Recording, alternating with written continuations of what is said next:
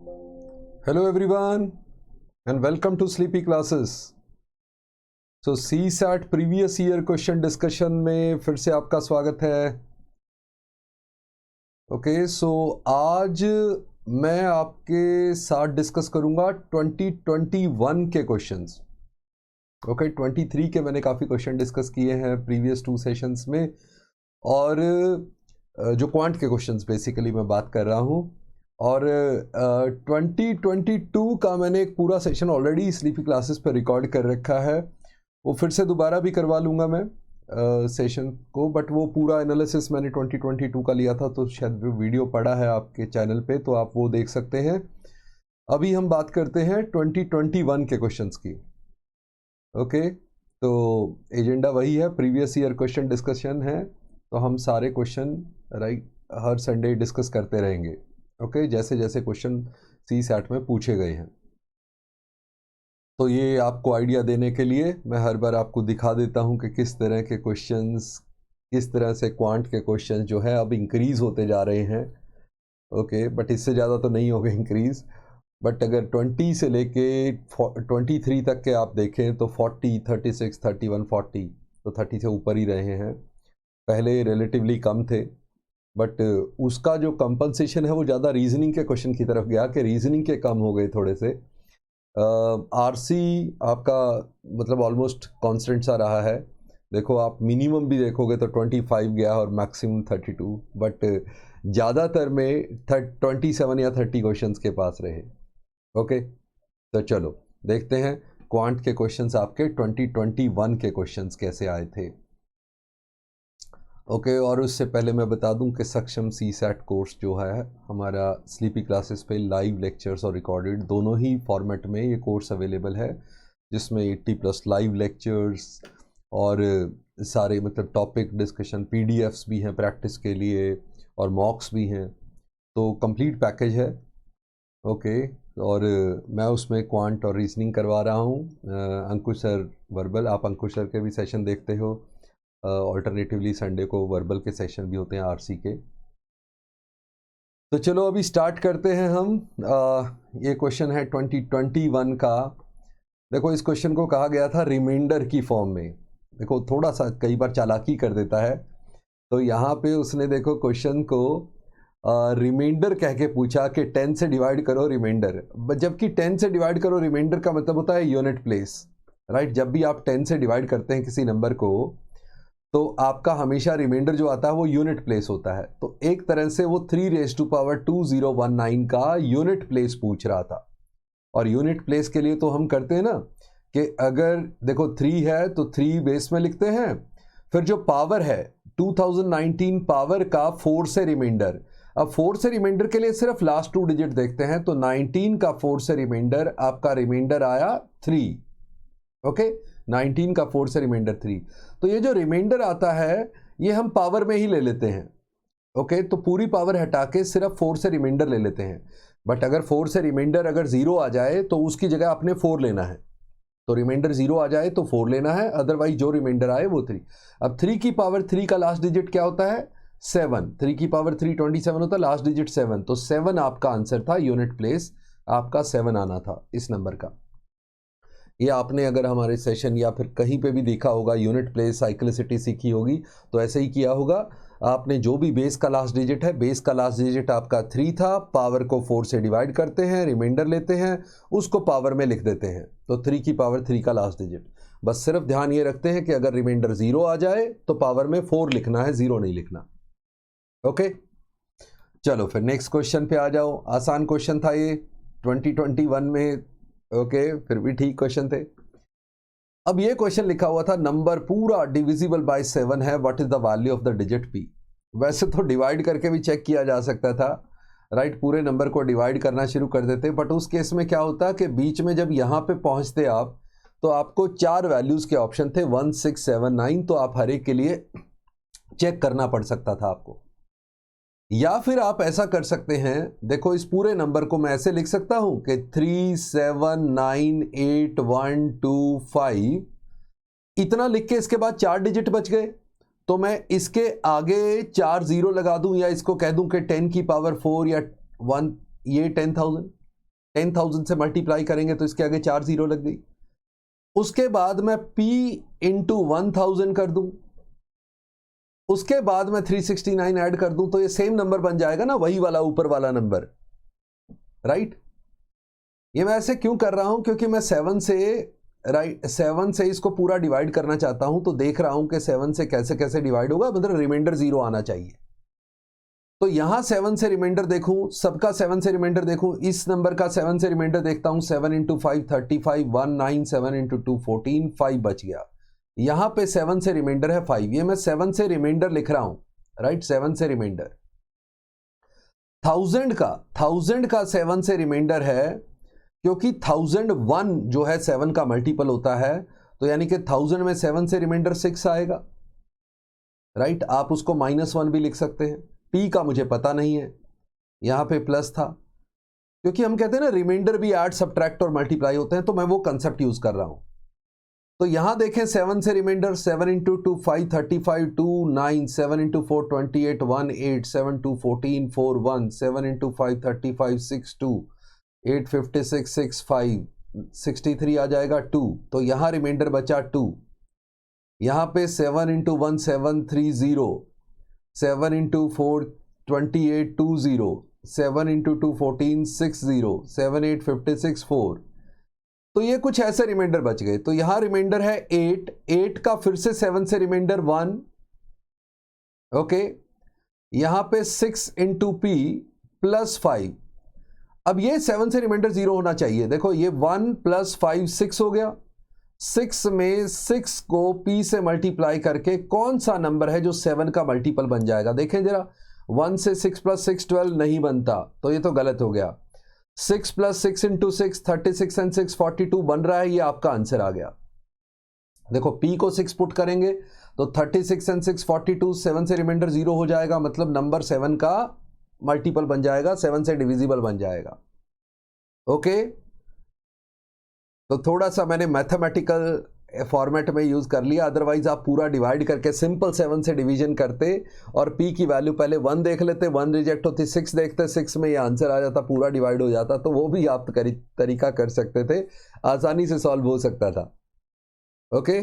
चलो फिर next question पे आ जाओ। जिस तरह का 2023 का सीसेट आया है उसको देख के तो ये सॉल्वेबल मानेंगे हम, कि 2021 वाला ये वाला क्वेश्चन तो सॉल्वेबल था। चलो नेक्स्ट क्वेश्चन पे आ जाएं। अब देखो ये क्वेश्चन एक लंबा क्वेश्चन, ऐसे क्वेश्चन पूछता रहा है सी सेट में काफ़ी, मतलब यूपीएससी के ये रहा है ट्रेडमार्क के ऐसे क्वेश्चन पूछने। तो अब यहाँ पे था जनवरी 1 2021 से price of petrol in rupees per litre on mth day of the year is 80 plus 0.1 m। तो कह रहा है जो प्राइस ऑफ पेट्रोल रहेगा वो 80 plus 0.1 into m, m is the number day, मतलब फर्स्ट डे को m1 पुट करोगे तो प्राइस आएगा, सेकेंड डे को m को 2 पुट करोगे तो प्राइस आएगा, ऐसे ऐसे प्राइस आता जाएगा 100 तक। And thereafter remain constant, यानी कि 100 तक तो ऐसा चलेगा, m की वैल्यू 100 तक, उसके बाद ये कांस्टेंट हो जाएगा, उतना ही रहेगा प्राइस। और कह रहा है on the other hand the price of diesel on nth day is this 69 plus. तो प्राइस ऑफ डीजल क्या चल रहा है, 69 प्लस 0.15 इंटू n, ये nth डे पे है, कोई भी दिन। On which date in the year the prices of these two fuels equal. अब प्रॉब्लम ये देखो, चॉइस में सारों में मई दे रखा है। अगर आप जैन से मई चले ना, जैन फेब मार्च अप्रैल, अब आएगा मई, तो यहां पे 31 डेज हो जाएंगे, यहां 21 है तो 28 डेज हो जाएंगे, यहां मार्च हो जाएगा 31 डेज का, अप्रैल 30 डेज का, और मई के जो भी 20-21 दिन जो भी ये लास्ट डेट दे रखी है वो वाले दिन। तो अगर आप इनको ऐड करते हो तो ये डेफिनेटली ग्रेटर देन 100 है। अगर डेफिनेटली ग्रेटर देन 100 है तो प्राइस ऑफ पेट्रोल में तो m की वैल्यू 100 ही पुट कर दो, क्योंकि 100 के बाद तो कांस्टेंट था। तो प्राइस ऑफ पेट्रोल में तो आप इसको 100 ही पुट कर दोगे, वो तो फिक्स हो गया। अब वो इक्वल टू होना चाहिए प्राइस ऑफ राइट डीजल। अब डीजल का nth डे निकाल लेते हैं कौन सा आएगा, तो ये हो गया आपका 10 80 एंड 10 90 हो गया, तो 90 माइनस 69 इक्वल टू 0.15 n, तो n आ जाएगा आपका 90 माइनस 69 कितना हो जाएगा 21। तो 21 बाई 0.15, 15 नीचे ले लो, ऊपर 100 ले लो, राइट। तो यहां हो गया 5 और 3 यहां से कैंसिल हो गया और 5 यहां से कैंसिल हो गया, n आ गया आपका 140, यानी कि 140th डे पे। ओके, यही होगा ना, जब प्राइस इक्वल होगा 140th डे पे होगा। तो यहां पे आपके कितने हो चुके थे 31 एंड 31, 62, 62 एंड 28, 90, 90 एंड 30, 120, 120 डे हो चुके थे। तो उसके बाद 20th में यानी कि आपका 140th डे आ जाएगा। तो 20th में आपका करेक्ट आंसर था। ओके, क्योंकि दिन ऑलरेडी आपकी चॉइसेस में मई दिया हुआ था, तो दिन तो 100 से ज्यादा ही होंगे। तो पेट्रोल का प्राइस तो 100 के बाद कांस्टेंट है, तो m को 100 ही पुट कर दो, वही रहेगा उसके बाद उसका प्राइस। ओके, तो चलो ग्रेट क्वेश्चन, मतलब अच्छा खासा बड़ा क्वेश्चन बना हुआ था। नॉर्मल जिसको मैथ थोड़ा कम समझ में आता है या मैथ्स अच्छा नहीं लगता, वो तो पक्का नहीं कर पाएगा ऐसे क्वेश्चन। ओके, चलो नेक्स्ट क्वेश्चन पे आ जाते हैं। A biology class at high school predicted that a local population of animals will double in size every 12 years. The population at the beginning of the year 2021 was estimated to be 50 animals. If P represent the population after n year, देखो किसी particular year में 50 थी, 50 animal थे। अब वो कहता है हर 12 साल के बाद डबल होता है, राइट। और वो कह रहा है after n year p population है, तो उसका मुझे फॉर्मूला लिखना है। तो मैं कहता हूँ फॉर्मूला लिखना सपोज करो नहीं आया मुझे, राइट, छोड़ो मुझे नहीं आया फॉर्मूला, बट मुझे ये तो पता है ना कि 12 साल के बाद डबल होगी। तो अगर मैं n को n ईयर्स, ये कह रहा है n को 12 पुट करूं तो मेरा 50 से 100 आंसर बन जाना चाहिए। तो मैं फॉर्मूला नीचे देखता हूं, n को 12 पुट करता हूं तो यहां बन गया p equal to 12 plus 15 to 12 600। तो ये तो 612 बन गया, मेरा तो 100 बनना चाहिए था, 50 से 100 बनना चाहिए था ना, डबल होनी चाहिए थी 12 साल में। तो ये तो 12 साल में कुछ और ही बन गया। इधर 12 साल में पुट करता हूं तो यहां हो जाता है 50 प्लस 12 इंटू 12 144, तो ये तो 194 बन गया, ये भी कुछ और ही बन गया। यहां पुट करता हूं p equal to 50 into 2 and then 12 into 12, n को 12 ईयर्स पुट कर रहा हूं, 2 की पावर 144, ये तो पता नहीं क्या बन गया। तो यही आंसर होगा आपका। चलो देखते हैं यहां पे भी कि p equal to 50 into 2 raise to power, ये n 12 है बाई 12, तो 12 बाई 12 1 हो गया, 50 इंटू 200 आ गया। आपको ये तो पता ही था ना कि 12 साल बाद 100 हो जानी चाहिए, 50 की 100 डबल होनी चाहिए, वो लिखा हुआ उसने, पॉपुलेशन डबल होती है 12 साल में। तो यही आपका फॉर्मूला काम कर रहा है, बाकी तो काम कर ही नहीं रहे। ओके, तो यस, जिसको मैथ से डर लगता है वो ये इस क्वेश्चन को भी थोड़ा सा अवॉइड करेगा, बट आप वैल्यू पुट करके कर सकते थे, चेक कर सकते थे, इजी क्वेश्चन था, इतना मुश्किल नहीं था। ओके, तो चलो नेक्स्ट पे आ जाओ। In a class, 60% of students are from India and 50% of the students are girls. If 30% of the Indian students are girls, then what percentage of foreign students are boys? चलो देखते हैं। वो कह रहा है एक क्लास में 60% इंडिया के हैं। चलो यहां पे देख लेते हैं इंडिया एंड फॉरेन। तो मैं 100 ले लेता हूं total. Okay sorry, foreign. Okay, so 100 total ले लेता हूं, टोटल 100 थे, तो 60 इंडिया से थे, तो 40 फॉरेन से थे, फॉरेनर थे। वो कहता है 50% of the students are girl, right, 50% girls हैं। तो इसमें जो गर्ल्स की बात करूं वो टोटल में, यहां पे मैं टोटल भी लिख लेता हूं साथ में, तो टोटल 100 है, उसमें से 50 गर्ल्स हैं, राइट, गर्ल्स 50 हैं। तो ऑब्वियसली बॉयज जो होंगे वो भी 50 होंगे, 50%। If 30% of the Indian students are girl, India में 60 का 30%, यानी कि 18 यहां गर्ल्स हैं, बट टोटल तो 50 गर्ल्स हैं, तो 32 यहां गर्ल्स होंगी, तो यहां 8 बॉयज होंगे और यहां बचे हुए 42 होंगे, राइट, यही होगी सिचुएशन। वो कह रहा है what percentage of foreign students are boys. Boys हैं 8 out of 40, right, 8 out of 40 is 1/5। 1/5 कितना होता है 20%, आप इंटू 100 कर सकते हो। तो इंटू 100 करो परसेंटेज के लिए, you will get 20%. So 20% of the foreign students are boys. Right, ये सिंपल था, ये काफी सिंपल था अगर आप बस तरीके से लिख लें. राइट, कोई गलती नहीं करनी, क्योंकि इजी क्वेश्चन जानने गलत होने के भी चांस रहते हैं, और गलत हो गया तो काफी नुकसान होता है इजी क्वेश्चन गलत हो जाए तो, क्योंकि बहुत लोगों का ठीक होने वाला है. चलो नेक्स्ट क्वेश्चन पे आ जाओ. A boy plays with a ball and he drops it from a height of 1.5 meter. Every time the ball hits the ground, it bounces back to attain a height of 4/5 of the previous height. The ball does not bounce further if the previous height is less than 50 centimeter. What is the number of times the ball hit the ground? चलो देखते हैं. अब उसने लिखा हुआ है 50 centimetre, 50 centimetre के बाद वो बाउंस नहीं करेगी, तो सेंटीमीटर में ही ले लें. स्टार्टिंग में 1500 सेंटीमीटर ले लें. 1 metre equal to 100 centimetre, sorry 150 centimetre हो गए टोटल. सो 150 सेंटीमीटर है हमारे पास शुरू में.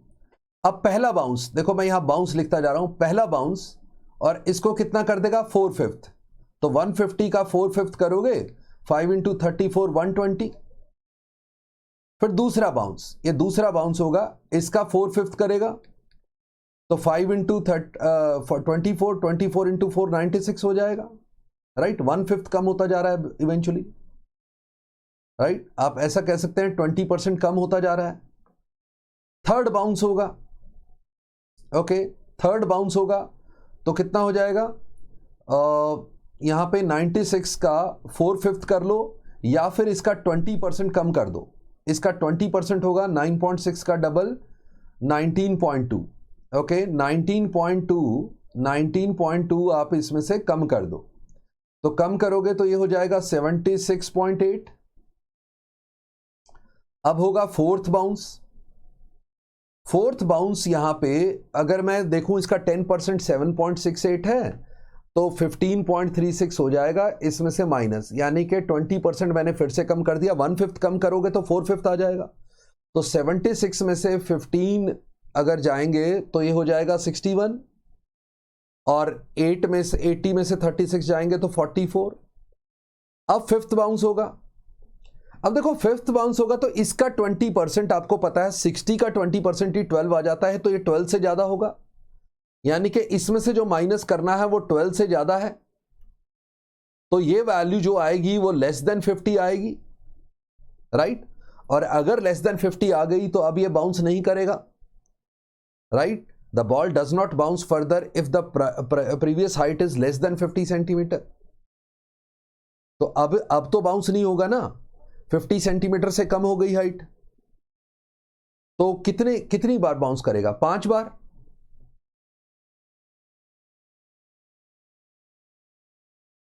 ओके, हमें यही कहना कितनी बार उसने ग्राउंड को हिट किया. अच्छा, कितनी बार ग्राउंड को हिट किया ये भी एक बार चेक कर लो. यहां से एक बार नीचे जाएगी, राइट, तो एक बार हिट करेगी. यहां से दूसरी बार नीचे जाके हिट करेगी, यहां से तीसरी बार नीचे जाके हिट करेगी, यहां से चौथी बार नीचे जाके हिट करेगी. 76.8 आएगी तो हिट करेगी नीचे जाके. फिर 61.4 आएगी, नीचे जाके हिट करेगी, और ऊपर आएगी तो 50 से कम भी हो, राइट, कम भी हो, बट वापस जाके हिट तो करेगी. राइट, वापस जाके हिट तो करेगी. तो ये एक बार और हिट करेगी तो 6 बार हिट होगी. ये एक्चुअली यहां पे गड़बड़ है, 5 नहीं 6 बार हिट करेगी.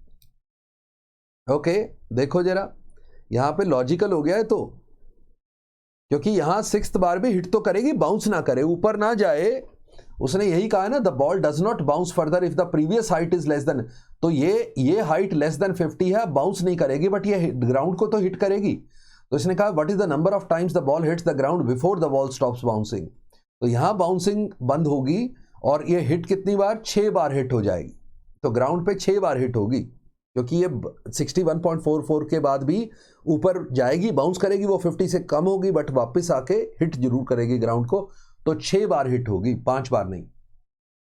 ओके, तो चलो 20% कम करना था, मैं ज्यादा नहीं वैसे ही लॉजिकली सोचता गया कि कितना कितना कम होगा. 20% 4/5 होना मतलब 20% कम करना, 1/5 कम करना. ओके चलो नेक्स्ट क्वेश्चन पे आ जाओ, ये अच्छा क्वेश्चन था। और अगले क्वेश्चन पे चलने से पहले फिर मैं बता दूं कि सक्षम CSAT कोर्स कर रहे हैं हम, राइट, स्लीपी क्लासेस पे। ये लाइव कोर्स भी अवेलेबल है और रिकॉर्डेड कोर्स भी, राइट। और इसमें जो सारा मतलब हम करवा रहे हैं, मैं मैथ्स और रीजनिंग करवा रहा हूँ, अंकुश सर इंग्लिश करवा रहे हैं, और 80+ लाइव लेक्चर्स। फिर डाउट सेशन भी आपके पास अवेलेबल हैं, जो वाया टेलीग्राम भी, और डाउट सेशन भी हम कंडक्ट करते हैं। और साथ में आपका topic wise test, mock test और PDFs हर लेक्चर के साथ, जो कि आपको असाइनमेंट, ओके, तो ये सब इसमें अवेलेबल है। तो नेक्स्ट उस पर आ जाते हैं, नेक्स्ट क्वेश्चन पे। अब क्या है, ये लॉजिक, अब ये मुझे नहीं पता ये क्वेश्चन क्वांट में लेना चाहिए कि रीजनिंग में। आपको काउंट करना है, इंटीजर 700 से 1000 तक लिखे हुए हैं। In how many integer is the sum of the digit 10? Sum of digit 10 कहाँ होगा? तो देखो 700 वाली लाइन में क्या होगा, तो 7 तो पहले ही है। आप एक तरीके से तो 10 बना सकते हैं कि 703 कर दो या 730 कर दो, जब 7 और 3 10 बना दो।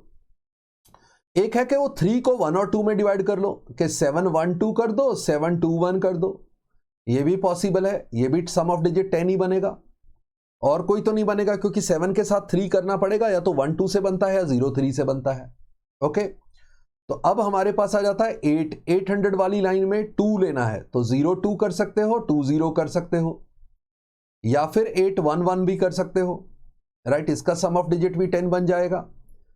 ओके, फिर हमारे पास आ जाता है 9 के बाद 0 1 कर सकते हो, 9 1 0 कर सकते हो, ये भी 10 बनेगा, राइट। और कुछ तो है नहीं इसमें, तो 1 2 3 4 5 6 7 8 9 आपके ऐसे नंबर थे जिनका सम ऑफ डिजिट, राइट, 10 बनेगा।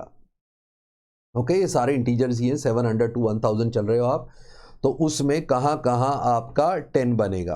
ओके, सम ऑफ डिजिट 10 बनेगा, वो हमने देखना था, इजी क्वेश्चन था ये। Okay, normal. चलो नेक्स्ट क्वेश्चन पे आ जाओ।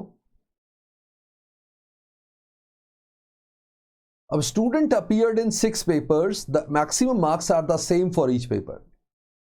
His marks in these papers are in the proportion this 5 6 7 8 9 10, overall he scored 60%। तो ये क्वेश्चन करने का एक सिंपल सा तरीका होता है। देखो ये उसने दिया हुआ है 5 6 7 8 9 10, ये वाली रेशो दी हुई है, तो यही उसके मार्क्स मान लेते हैं, 5 6 7 8 9 10 सारे सब्जेक्ट में ये मार्क्स थे। टोटल कितना हुआ, 5 6 11 11 7 18 and 8 26 and 9 35 and 10 45, उसके टोटल 45 है, बट उसने ओवरऑल स्कोर किया है 60%। तो टोटल मार्क्स का 60% इज इक्वल टू 45। उसने तो 45 स्कोर किया हमारे accordingly, 15 into 3 15 into 4 4 into 25, so total हो गया आपका 75। बट आपने ये भी कहा था कि सारों में मैक्सिमम मार्क्स जो है वो सेम है फॉर ईच पेपर, यानी कि अगर ये 6 पेपर हैं तो सबका जो मैक्सिमम मार्क्स हो जाएगा वो 75/6 हो जाएगा, राइट। तो सबका टोटल हो जाएगा 75/6 75/6, राइट। ऐसे सब सारे एग्जाम का टोटल हो जाएगा, तो वो तो ठीक है। अब उसने कहा question, how many numbers of papers did he score less than 60%। तो हम ये निकाल लें, हर सब्जेक्ट का टोटल 75/6 है, मैं 75/6 का 60% निकाल लूं। 60% कितना होगा, 60/100, 6 से 10 की एक 0 यहां कैंसिल कर दी, 75/10 यानी 7.5। तो मतलब उसका 7.5 स्कोर से अगर कम है तो 60% से कम है, बिकॉज हमें यही गिनना है how many number of papers he scored less than 60%। तो 7.5 से लेस कितनों में है, इसमें भी है, इसमें भी है, इसमें भी है, तो 3 सब्जेक्ट में, राइट, 3 पेपर्स में उसका 7.5 से लेस है, राइट। ओके, आया समझ? फिर से बताऊं, फिर से जल्दी से बता देता हूं, दोबारा रिवाइज करवा देता हूं आपका। मैंने क्या किया कि ये टोटल मार्क्स उसके ऑब्टेन यही ले लिए कि इतने इतने मार्क्स आए, 5 6 11 7 18 8 26 9 35 10 45। तो उसके टोटल जैसे सब्जेक्ट्स में मार्क उसके हैं 5 6 7 8 9 10, तो उसके टोटल मार्क्स हो गए 45, राइट। बट टोटल उसने कहा उसको ओवरऑल 60% स्कोर किया है, तो जो मैक्सिमम मार्क्स होंगे, लेट्स से m, उसका 60% इज इक्वल टू 45। यहां मैंने इसको सॉल्व कर लिया, राइट, 4 इंटू 25, तो मैक्सिमम मार्क्स आ गए 75। अब क्या हुआ, उसने बता रखा था maximum marks for each subject, each paper is same. तो इसमें क्या हुआ, 75, 6 पेपर हैं तो हर एक का टोटल हो गया 75/6। हर पेपर का जो मैक्सिमम मार्क्स है वो हो गया 75/6। तो उसने कहा कितने पेपर्स में उसके लेस देन 60%, तो 75/6 का 60% है कितना, तो वो हमने 6 से 10, एक 0 यहां कैंसिल, 75/10 7.5, यानी कि उसको 7.5 मार्क्स लेने थे 60% लेने के लिए। तो लेस देन 60% कितनों में हुआ, 1 में, 2 में, 3 में। ये सारे 7.5 से कम है, ये ज्यादा है, तो 3 सब्जेक्ट में उसके 7.5 से कम है, राइट, 3 पेपर्स में। Okay, so good, so let's move to the next one. In a group of 120 person 80 are Indians, rest are foreigners. तो लिख देते हैं, इंडियंस कितने हो गए 80, फॉरनर्स कितने हो गए 40, क्योंकि टोटल है हमारे 120। 70% group can speak English. Okay, so English वाले कितने होंगे 70। Okay, the number of Indian who can speak English, कितने कर सकते हैं। ओके, देखो बात डिपेंड करेगी फॉरनर्स पे, राइट, कि फॉरनर इंग्लिश में 0 to 40 हो सकते हैं, यही है लिमिट।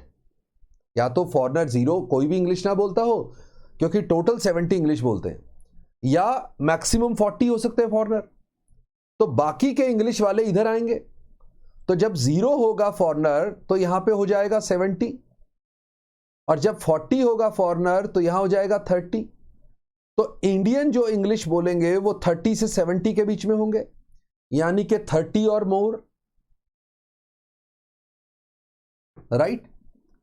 30 या उससे ज्यादा ही इंग्लिश बोलेंगे ना इंडियन वाले, 30 से कम नहीं बोल सकते, क्योंकि अगर इंग्लिश वाला 30 से, इंडिया जो इंडियन हुआ वो 30 से कम इंग्लिश वाले हुए, राइट, लेट से 25 हुए, तो बच गए 45। वो 45 कहां जाएंगे, फॉरनर तो 40 है सिर्फ, राइट, क्योंकि टोटल 70 होने चाहिए इंग्लिश बोलने वाले।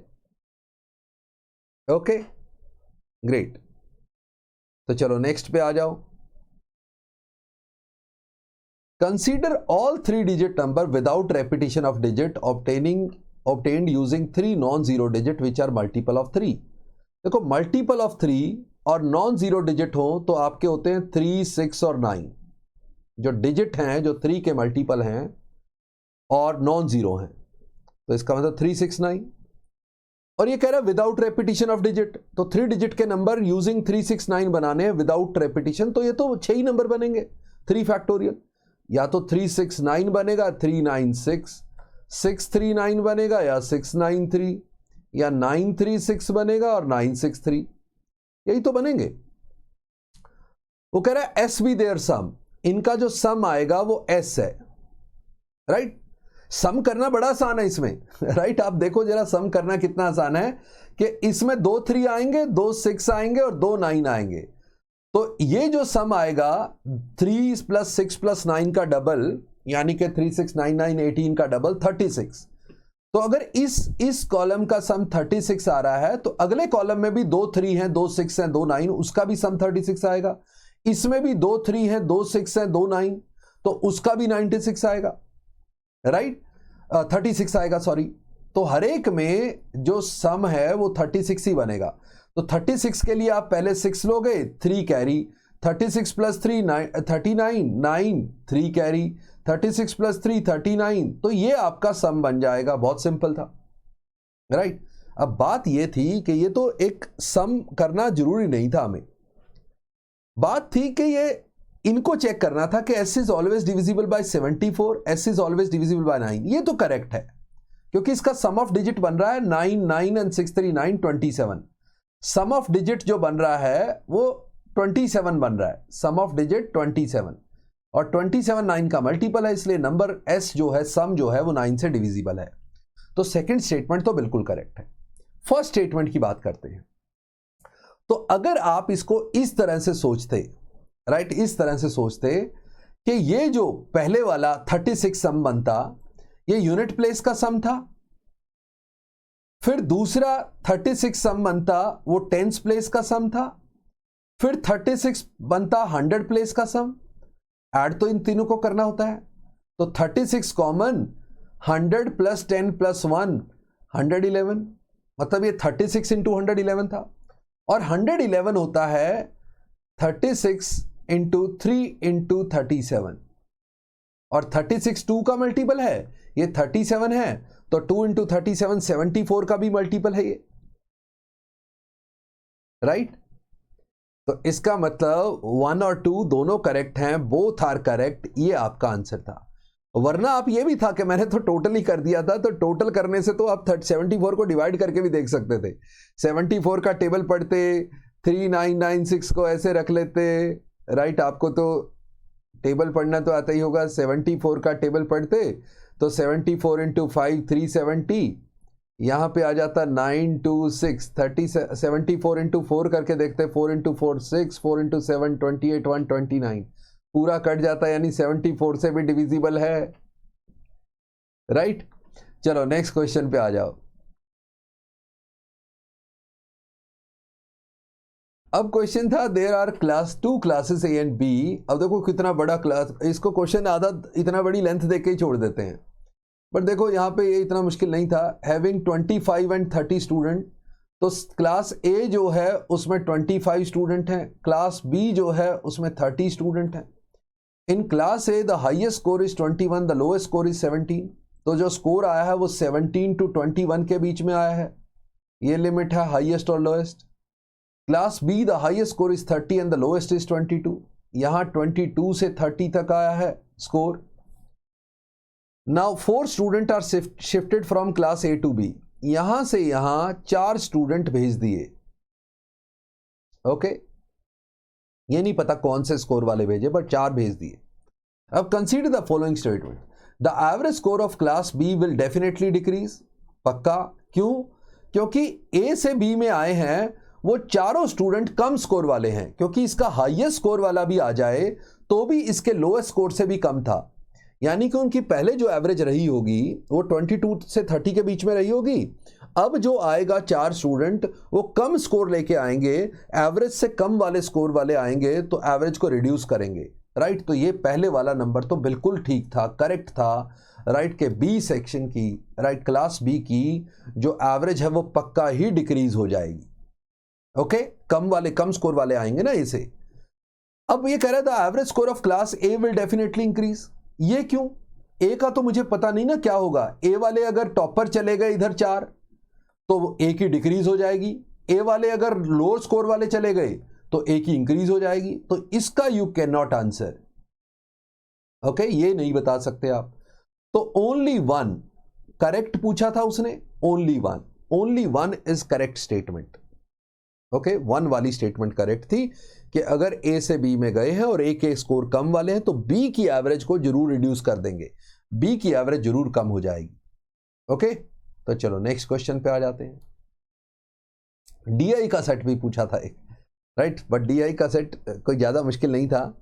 यहां था कि ये हर एक प्लेयर हैं, ये चारों प्लेयर हैं, इनके ये फर्स्ट इनिंग के स्कोर हैं, फर्स्ट इनिंग के स्कोर, ये उनकी बॉल्स फेस्ड है। ये सेकंड इनिंग का स्कोर है, वो उनकी बॉल फेस्ड है सेकंड इनिंग में। वो कह रहा है who is the fastest run scorer in the test match. तो ये फर्स्ट इनिंग सेकंड इनिंग है, उसमें फास्टेस्ट रन स्कोरर का मतलब होता है जो रन स्कोर किए उसने, उसकी नंबर ऑफ बॉल्स, रन्स पर बॉल मिनिमम मैक्सिमम होने चाहिए।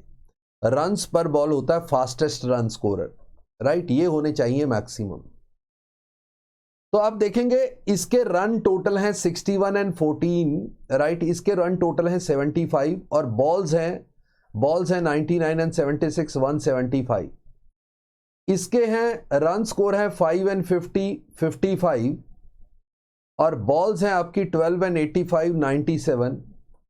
इसके हैं 15 एंड 20 35, ये है बॉल स्कोर 125।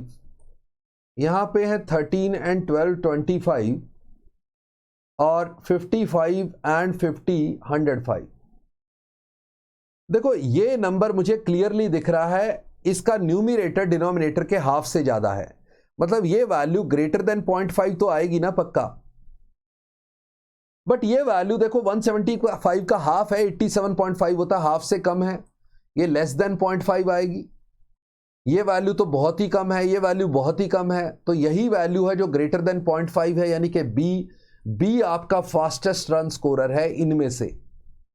बी की जो रन स्कोर्ड हैं वो पर बॉल वो 0.5 से ज्यादा है, राइट, ग्रेटर देन 0.5 है उसकी स्ट्राइक रेट, राइट, जो है वो पर बॉल स्ट्राइक रेट 0.5 से ज्यादा है। ओके चलो ग्रेट।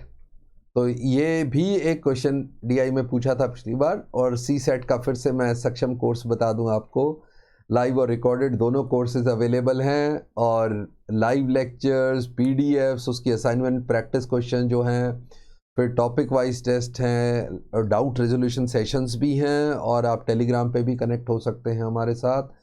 ओके और इसके बाद टॉपिक टेस्ट और तुम्हारे मॉक टेस्ट, मॉक्स भी अवेलेबल हैं। ओके तो कंप्लीट पैकेज है ये आपका सी सेट का।